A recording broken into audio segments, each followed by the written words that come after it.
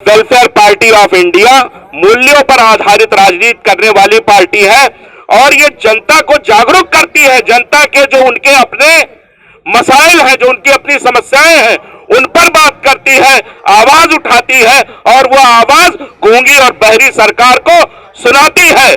वक्त वक्त पर, समय समय पर हम इसी तरीके से मैदान में आते हैं। हमने पूरे देश के अंदर आज ये अभियान चलाया है। हम उस आखिरी व्यक्ति तक पहुंचने की कोशिश करते हैं, प्रयास करते हैं जिसको उसका अधिकार नहीं मिल रहा है। हमने मनरेगा में काम करने वाले मजदूरों से बात की। यह उज्ज्वला स्कीम जो एक प्रचारी स्कीम था, आप किसी भी पेट्रोल पंप पे जाते, पूरे भारत के अंदर बड़े बड़े फोटोज लगे हुए थे, बड़े बड़े इश्तिहार, बड़े बड़े पोस्टर्स, लेकिन उसकी हकीकत हम सामने लाए। पोल खुल गई। ये सिर्फ और सिर्फ वादे हैं, जुमले हैं, जिनका इस्तेमाल वोट हासिल करने के लिए, दुनिया को दिखाने के लिए था, लेकिन हकीकत में ये जमीन पर कुछ नहीं।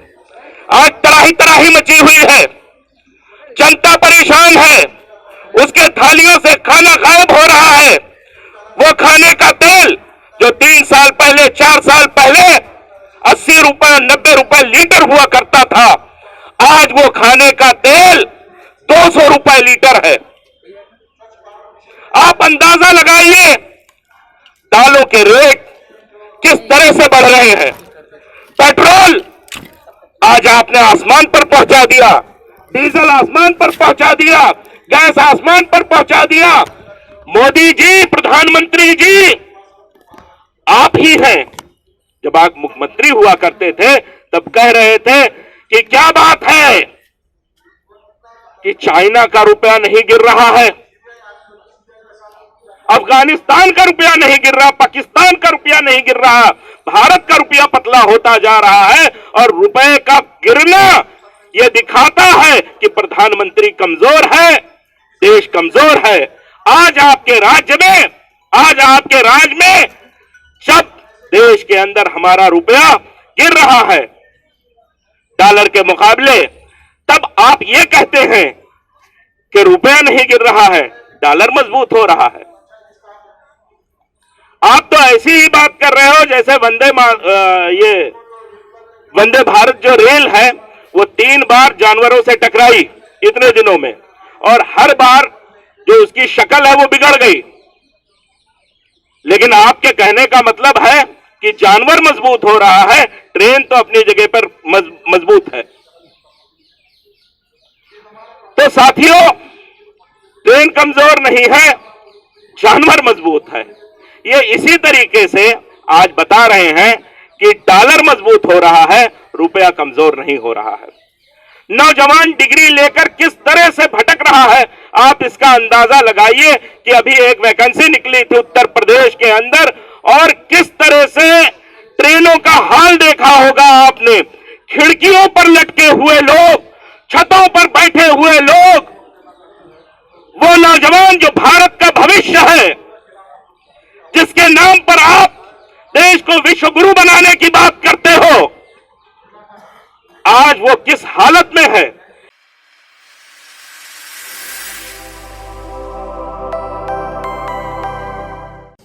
इस समय दिल्ली वेलफेयर पार्टी जो है, इसके प्रदेश अध्यक्ष सिराज तालिब जी हमारे साथ हैं। सिराज जी, लगातार 15 अक्टूबर से 31 अक्टूबर के लिए 17 दिन का ये एक अभियान था महंगाई और बेरोजगारी के खिलाफ। आज लगभग 16 दिन हो गए हैं, क्या कुछ चीज़ें सामने आई हैं अभी तक?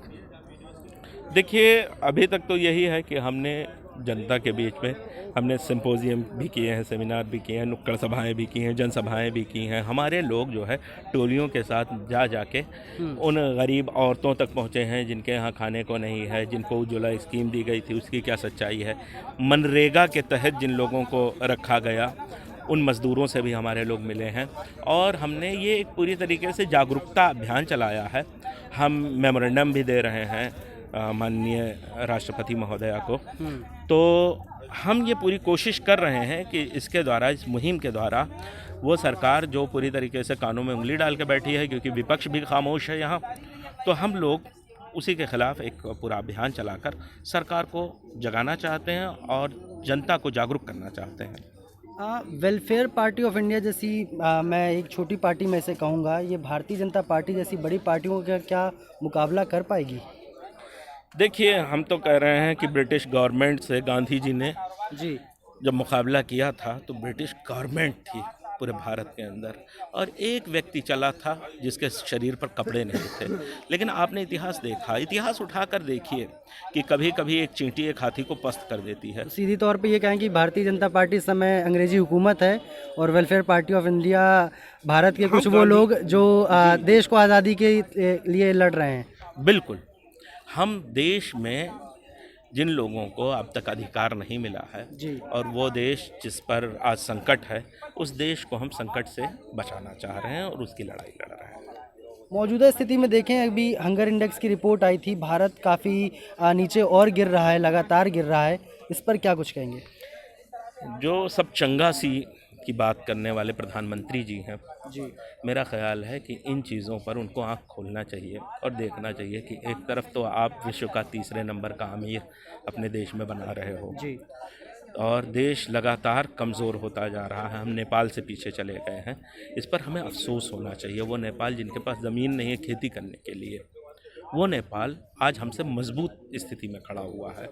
तो मुझे लगता है कि सरकार को चेतना चाहिए और इस पर उनको फौरी तौर पर काम शुरू कर देना चाहिए। लेकिन कहीं ना कहीं और भी चीज़ें हैं, जैसे यूनिसेफ जो है वो हंगर इंडेक्स का जो ये रिकॉर्ड बनाता है, ये एक लिमिटेड रिकॉर्ड से बनाता है। एक कोई अलग से पूरी एक रिसर्च नहीं की जाती है, अलग से डेटा नहीं कलेक्ट किया जाता है इसके लिए। एक लिमिटेड जो डेटा है उसके बेसिस पे ये रिकॉर्ड तैयार किए जाते हैं। तो क्या ये कहना सही होगा कि भारत सच में गरीबी रेखा से नीचे आ रहा है? भारत का जो हंगर इंडेक्स है, इंडेक्स में जो लिस्ट में जो नाम आ रहा है वो लगातार नीचे गिर रहा है। तो क्या भारत में भुखमरी जैसे हालात हैं या गरीबी बढ़ रही है? क्या ये कहना सही होगा इस बेसिस पे? देखिए, आज तक तो उसको क्लेम नहीं किया गया यूनिसेफ को, पहले भी जी, ये चीज़ें आती रही हैं और जाहिर है कि अगर इतनी बड़ी संस्था है जो विश्व लेवल पर काम कर रही है तो फेक कोई ऐसी चीज़ नहीं आती है। उनका अपना तरीका है, अपना आंकड़ा है, उसके हिसाब से वो निकाल कर पेश करते हैं और सच्चाई है। हमने तो ज़मीनी हकीकत देखा है। हम बंगाल के अंदर गए हैं जहाँ 10 साल की बच्चियाँ सिर्फ नीचे का कपड़ा पहन पाती हैं, ऊपर का कपड़ा नहीं है उनके पास। जहाँ 8 साल, 10 साल, 12 साल के बच्चे नंग धड़ंग घूमते हैं, जहाँ खाने के लिए चावल नहीं है।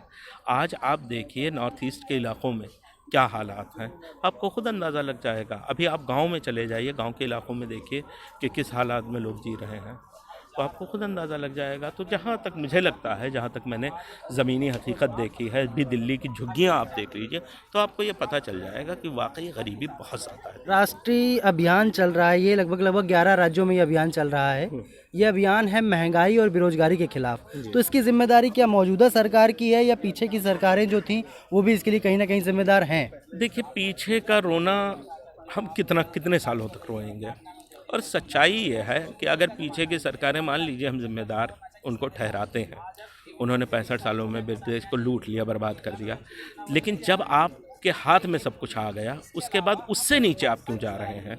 आप कम से कम वहीं रहते, अगर उससे बेहतर नहीं कर सकते थे तो वहीं रहते, लेकिन आप जो है उससे बदतर कर रहे हैं, उससे ख़राब कर रहे हैं। इसका मतलब ये है कि देश गलत हाथों मतलब में है। सीधे सीधे जो जिम्मेदारी है वो भारतीय जनता पार्टी की है। नरेंद्र मोदी जी देश को कहीं ना कहीं पीछे ढकेल रहे जिम्मेदारी हैं। तो सत्ता पक्ष की होती है, ये मैं नहीं कहता हूँ, ये नरेंद्र मोदी जो खुद कह रहे थे। आप उनके वीडियोज उठाकर देख लीजिए। हम तो उन्हीं की बात दोहरा रहे हैं, हम अपनी बात कर ही नहीं रहे हैं।